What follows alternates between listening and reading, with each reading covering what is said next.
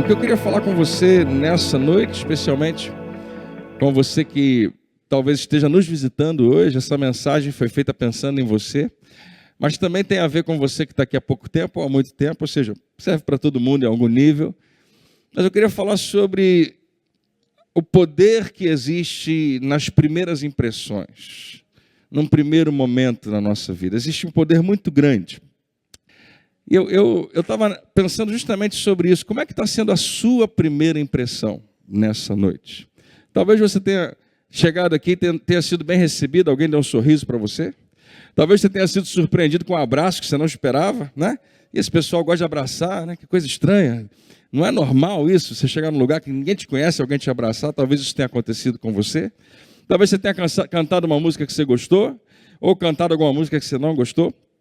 Talvez você tenha ficado talvez chocado, impressionado com algumas coisas que a gente faz, não entendeu algumas palavras que a gente disse, ou talvez você já esteja familiarizado e, como eu, né, você tem nesse ambiente um ambiente maravilhoso. Talvez você tenha ficado chocado quando apareceu aqui o slide aqui atrás falando sobre a nossa feijoada. Né? A igreja vai promover uma grande feijoada, mas a Bíblia não fala que a gente deveria andar no espírito e não na carne. Vamos encher, né? O nosso bucho aí de feijoada, mas a pior parte é que porque no meio dos slides da feijoada estava dizendo que a gente vai ter caipirinha gospel. E depois que a gente escreveu isso sobre a caipirinha gospel, foram muitas pessoas que ficaram em dúvida do que isso significa. E como é que se faz uma caipirinha gospel? Porque se a gente falasse que ia ter caipirinha, ia ser um escândalo muito grande, né?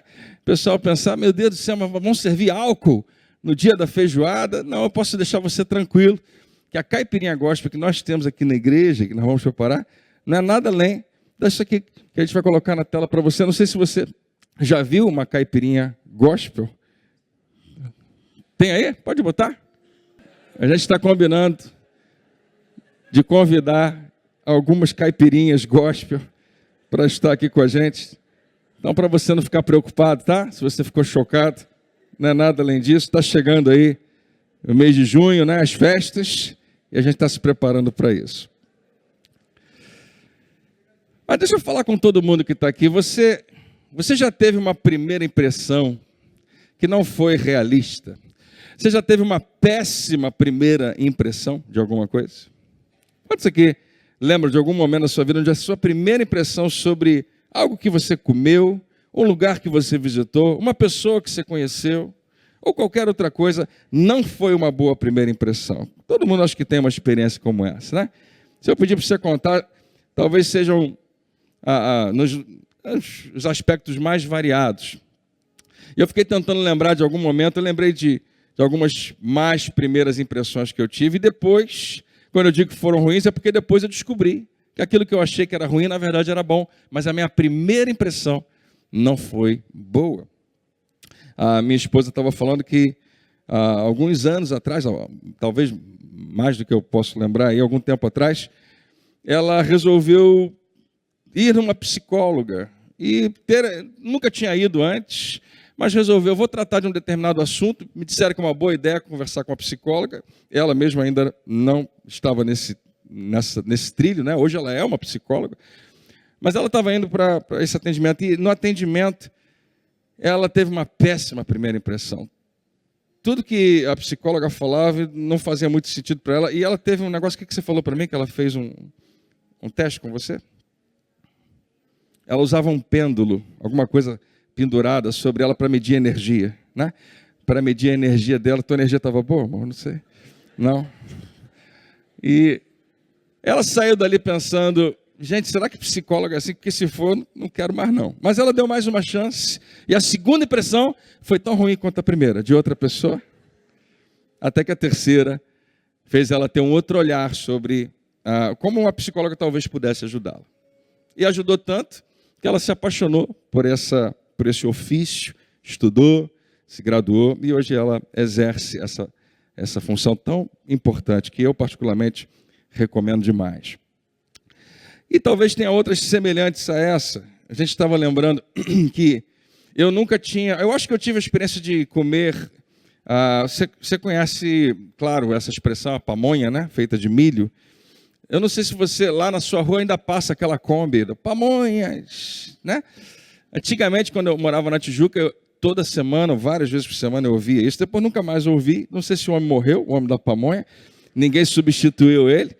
Mas aquilo era clássico.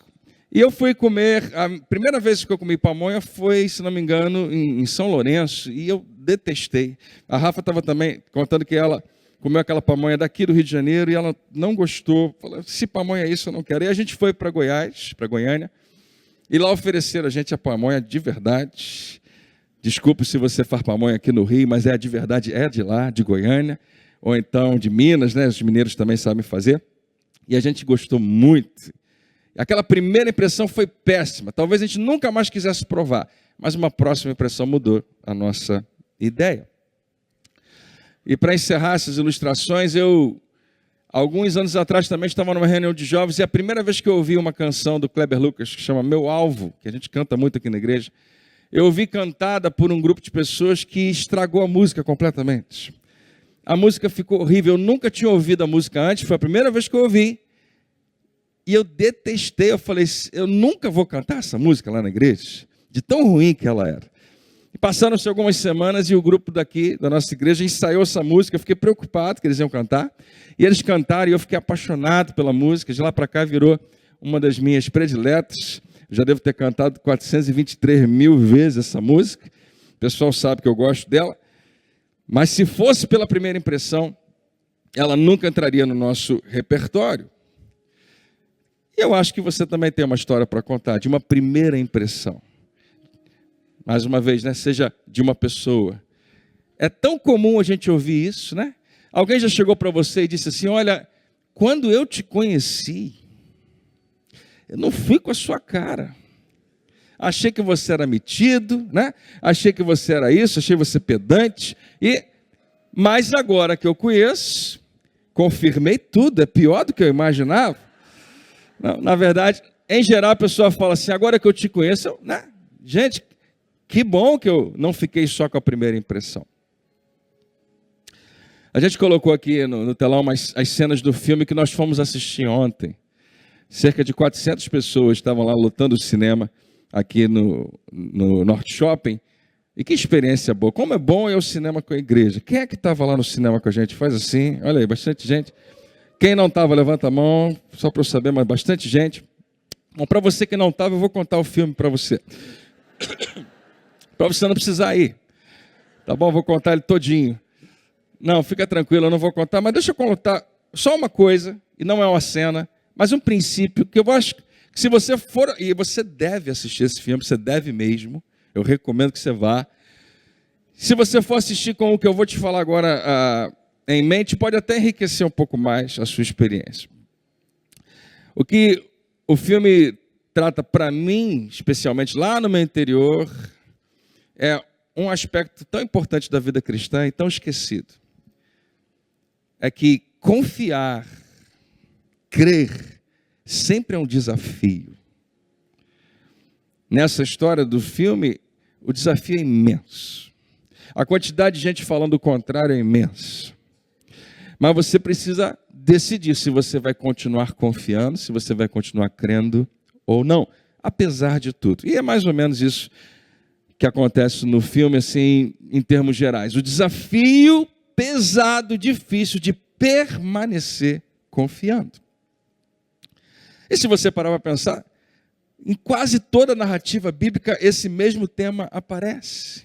A dificuldade de se confiar e de se crer enquanto a coisa não acontece, enquanto eu ainda não vi o resultado final. E a gente agora fala propriamente desse dia, desse domingo, o domingo de Páscoa, há 2000 anos atrás, mais ou menos. Ninguém, absolutamente, nenhum dos discípulos, nenhuma das mulheres que foram visitar o túmulo, nenhum dos cidadãos romanos, dos soldados romanos, dos governadores romanos, nenhuma das autoridades dos judeus, ninguém daquele universo enxergava aquele domingo como hoje eu e você enxergamos. Ninguém acreditava ou esperava que alguém que estivesse morto não continuasse morto. O que se esperava de Jesus, morto, é que ele fizesse o que todo mundo morto faz. Continue morto. Naquela sexta-feira, quando Jesus declara, está consumado, Pai, a ti entrego o meu espírito, e ele finalmente morre. Morre junto com ele tudo o que ele significava. Para os seus discípulos, morre o movimento que estava se levantando com uma força tão grande. Há 2 semanas atrás, Jesus estava no pico, lá em cima da montanha. Jesus estava no lugar mais alto, a maior popularidade. Nunca teve tanta gente seguindo um homem só. Eles estavam no melhor momento da vida deles. Eles estavam esperando o que Jesus vai fazer agora, porque não tem como ficar melhor do que isso. E agora, ele morre. Tudo que ele havia declarado até ali, tudo que ele havia pregado, tudo que ele havia anunciado, tudo que ele havia ensinado, era centralizado na pessoa dele. Eu sou, é uma das palavras que ele mais vai falar.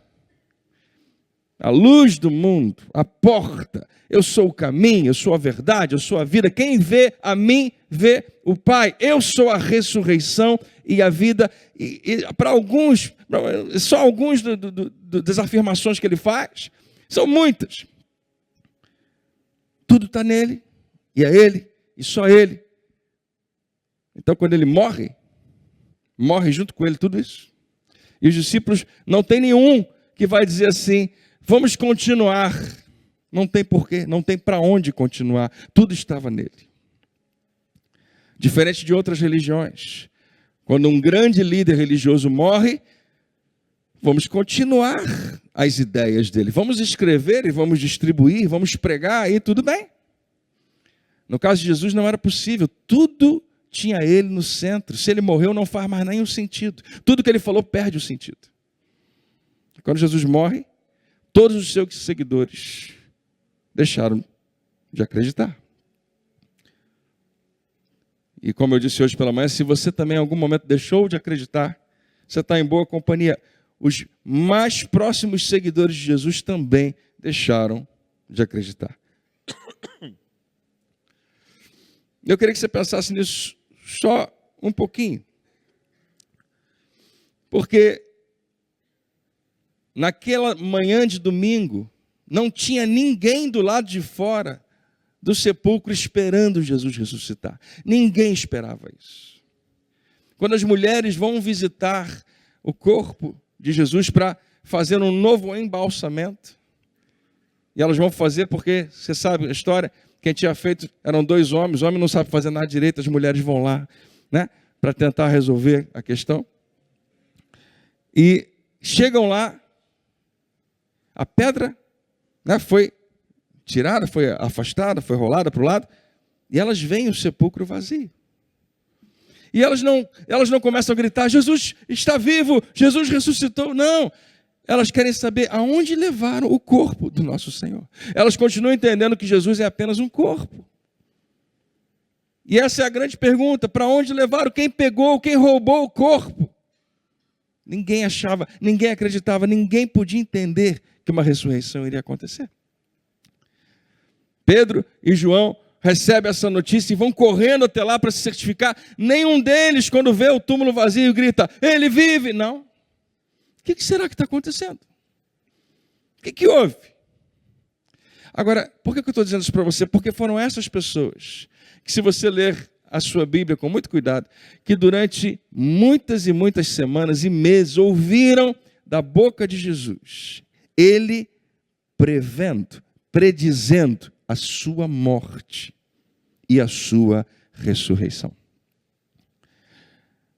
A Bíblia fala, a partir desse momento, Jesus começa a dizer aos seus discípulos sobre a sua morte. Ele começa a dizer, nós vamos para Jerusalém, e eu vou ser preso pelos romanos e pelos judeus, e eu vou ser morto. E eles não conseguem ouvir isso. Não fala uma coisa dessa, para eles não encaixa isso. Se você é o Filho de Deus, você não pode morrer. Se você é o Messias de Deus, você não pode morrer. Se você é a encarnação de Deus, você não pode morrer. Então que história é essa? Eles nunca prestavam atenção no que Jesus falava. Leia com cuidado a sua Bíblia, você vai perceber quantas vezes isso aparece. Eu vou morrer, mas depois do terceiro dia, eu vou ressuscitar. Ele previu isso. Quando você lê isso, você pensa, como é que eles não perceberam? Por que eles não estavam lá, esperando do lado de fora do sepulcro? Como a multidão esperando. Como a banda, prontinha para tocar. Ressuscitou. Com contagem regressiva. O sol está se levantando. 10, 9, 8, vai ser agora. Por que não tinha ninguém lá? Se ele havia dito que isso iria acontecer. Eu vou dizer para você porque nós olhamos para eles e não compreendemos. Mas você compreende quando acontece com você. Quando Deus faz uma promessa a você. Mas por alguma razão parece que ela não vai se cumprir. Que não parece ter jeito daquilo acontecer. Para mim e para você a morte é o fim. Não tem nada mais forte. Quando Jesus se levanta no terceiro dia, é como se ele declarasse, existe sim algo muito mais forte do que a morte. E ele vence a morte. Para que você saibamos que nele nós também vencemos a morte. Mas não é fácil para nós abraçarmos essa ideia. Deus prometeu algo a mim e a você, Deus falou algo com você, mas quando nós não vemos nada que aponta para aquilo,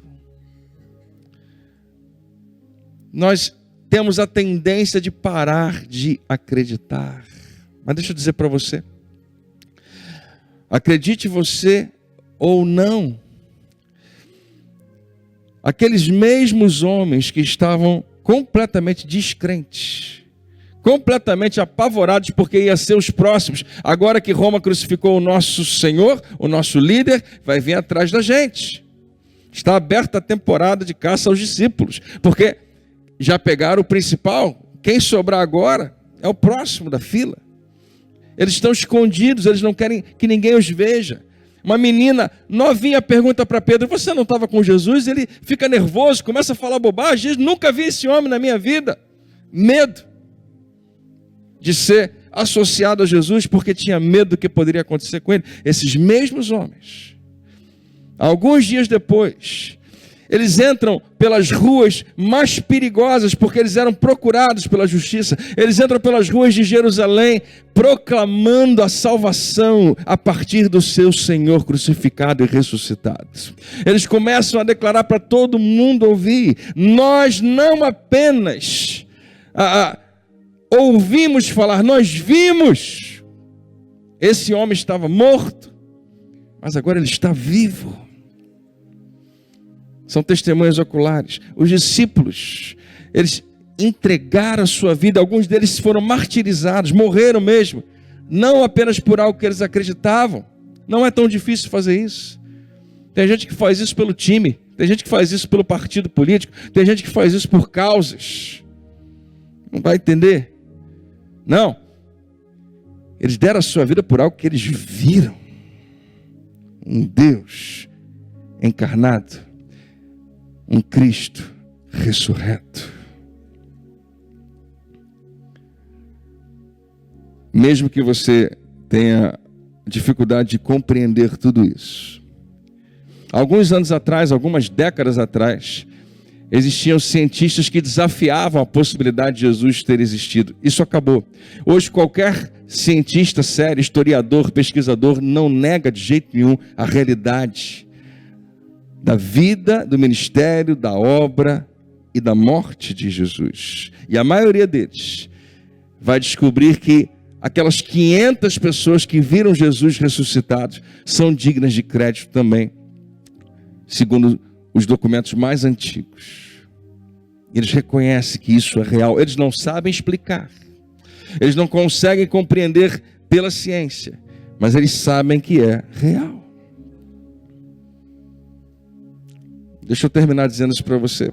Se você está aqui e você decidiu acreditar nisso, que Jesus realmente ressuscitou, deixa eu te falar, nada é maior do que isso na nossa vida. A base da sua fé não é o comportamento dos cristãos.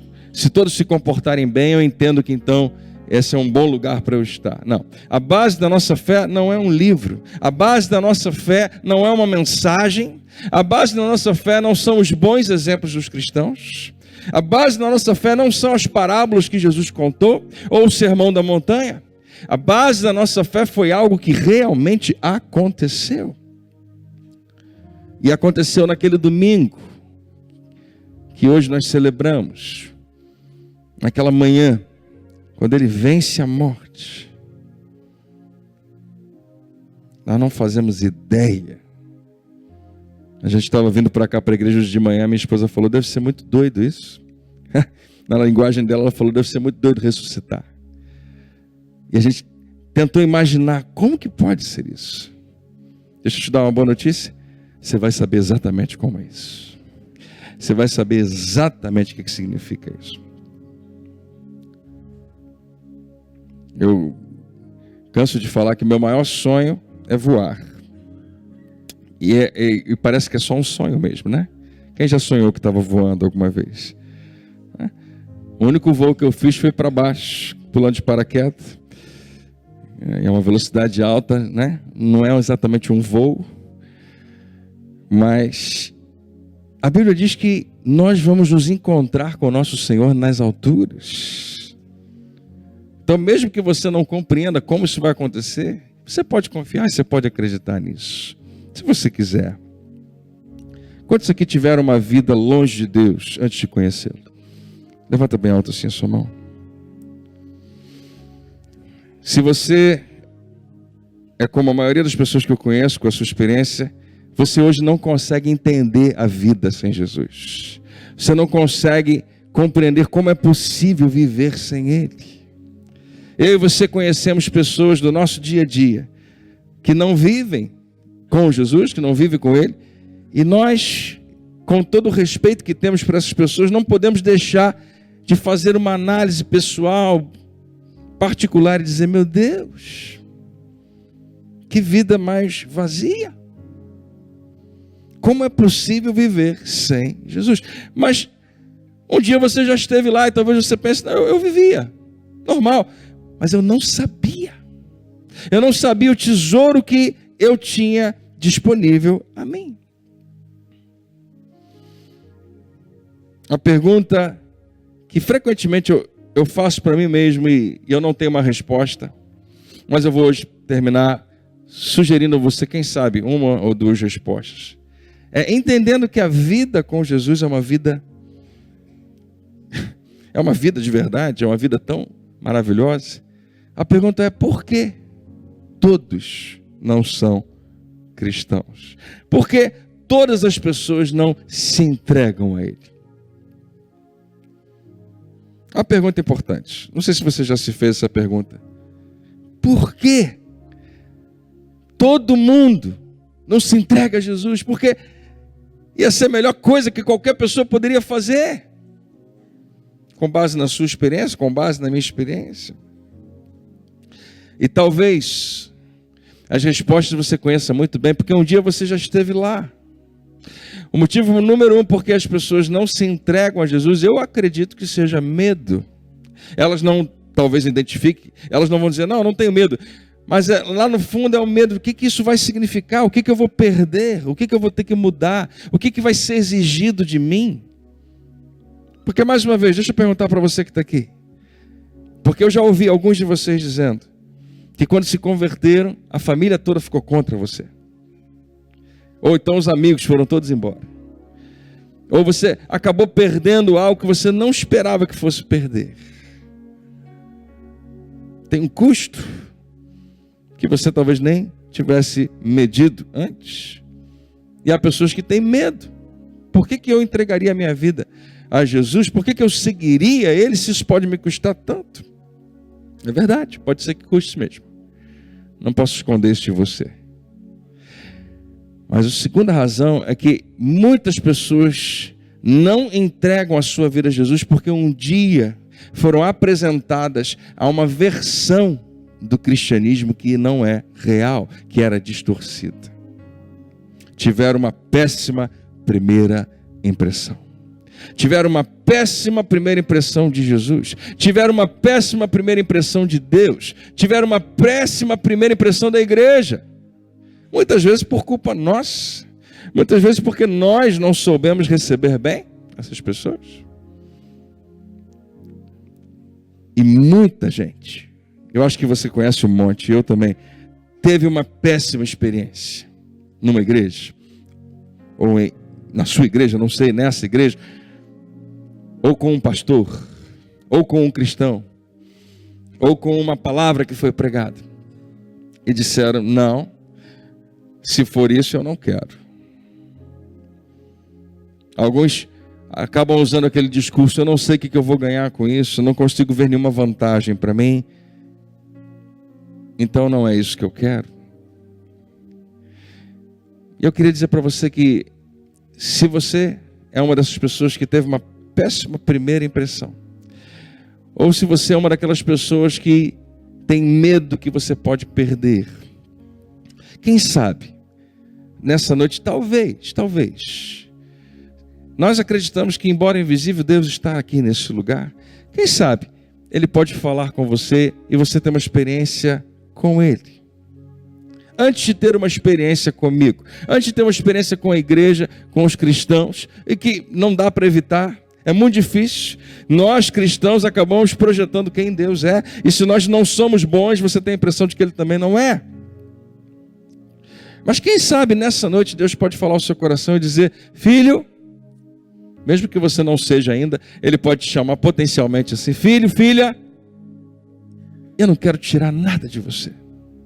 Eu tenho muito para dar a você. Eu tenho muito para acrescentar na sua vida. Eu queria que você tivesse uma nova impressão. Que você fosse apresentada não a uma versão distorcida do Evangelho, mas a realidade da simplicidade de um relacionamento com o Filho de Deus. Relacionamento. Algumas pessoas ficam chocadas quando me perguntam sobre religião. E eu, sendo pastor, ninguém acredita que eu falo isso, mas eu falo, eu digo para todo mundo, religião é a pior coisa que existe. Eu não consigo pensar em nada pior no mundo inteiro. E muita gente se choca com isso, talvez alguém se choque hoje. Porque não é religião na raiz da palavra, religião na raiz significa religar a Deus. E só uma pessoa consegue fazer isso, só Jesus. Mas religião no que se tornou o nosso planeta todo, com todas as suas religiões. É uma das piores, se não for a pior coisa que existe. Dirige as pessoas para os lugares mais estranhos. E André, e o cristianismo? Se você quiser categorizar, né, classificar como religião, tudo bem. Mas eu queria dizer para você que o convite de Jesus não é que você entre para uma religião e se adeque a uma série de regras e se comporte de uma certa maneira. Ele quer só caminhar com você. Ele só quer que você o siga, que você viva com Ele, que você tenha um relacionamento com Ele. Só isso. E você nem precisa de mim para isso. Você nem precisa dessa igreja. Você precisa de pessoas, porque a maneira como nós lidamos com Deus é através de pessoas. Nós abençoamos uns aos outros, servimos uns aos outros, amamos uns aos outros e assim nós servimos a Deus. Isso é a parte mais difícil às vezes, né? Os convívios. Mas deixa eu dizer para você, quem sabe nessa noite, no seu coração, Deus vai falar com você e vai dizer, eu quero você. Sempre quis. Eu sempre quis você. O sacrifício que nós estamos celebrando nessa noite, em todo esse dia, um sacrifício de morte de cruz e depois uma ressurreição, foi para pagar o preço para ter você, para que você fosse meu filho. Como eu queria isso, como eu desejo isso, e eu pago o preço mais alto para que você seja meu. E aí agora contigo. Um dia eu aprendi isso. Embora tenha nascido num lar cristão evangélico, eu tinha muitos questionamentos. E num determinado momento eu entendi essa simplicidade do que Deus queria de mim. Ele não me queria como religioso, como alguém que vai cumprir rituais, vai obedecer uma série de regras. Ele me queria como filho. E Ele ainda me quer como filho. E é tudo que eu mais quero na vida. Não existe lugar melhor do que esse. Não existe posição mais honrosa do que filho de Deus. Muita gente que está aqui um dia tomou essa decisão. E se você hoje pensa, é uma boa decisão, é uma ótima decisão, eu não sei se eu estou pronto, eu não sei se eu acredito. Quem sabe, apenas dê uma chance para Ele falar com você. E no decorrer dos próximos dias, Ele pode falar um pouquinho mais. E quando você estiver pronto, não espere demais. Deus ama muito você. Ele tem um plano bom para você. Amém? Onde você está? Feche os seus olhos, vamos orar juntos. Pai, muito obrigado. Pai, que o Teu Espírito possa encher esse lugar com essa presença maravilhosa. Eu oro para aquelas pessoas que estão aqui ou estão nos ouvindo através da internet, ou assistindo o que está acontecendo aqui, que possam ser envolvidas agora pelo Teu Espírito Santo. E se alguém deixou de acreditar ou nunca acreditou, assim como os próprios discípulos de Jesus, que eles possam mais uma vez considerar que seguir a Jesus não é um convite para uma religião, mas é um convite para a vida. A única vida real. A única vida que existe. Porque essa vida aqui na terra, ela é muito rápida.